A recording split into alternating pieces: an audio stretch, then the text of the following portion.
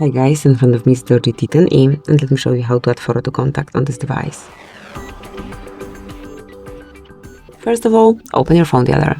Then choose the contact that you want to personalize, mark Edit, and select Add Picture. And here you can either take one from your Google Photos or something from your device. You can open your gallery and select some picture, or you can open camera and grab a photo right now. And let me do this.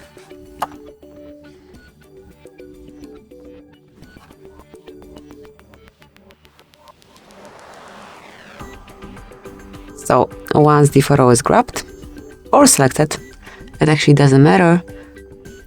You need to customize it, so you can either zoom it in, out, rotate it if you want, then mark choose and select save. And that's it. From now on, photo is assigned to this particular contact. Thank you for watching. Please subscribe our channel and leave the thumbs up.